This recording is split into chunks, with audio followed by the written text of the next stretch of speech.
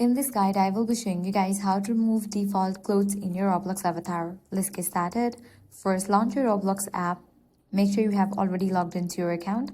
Then navigate to the avatar page. Once you're over here, navigate to Marketplace and switch to Clothing tab. Start with t-shirts. If anything is selected, make sure to unselect it. Then check shirts, pants, and any other classic clothing categories. If you see any clothing items highlighted or active, turn them off.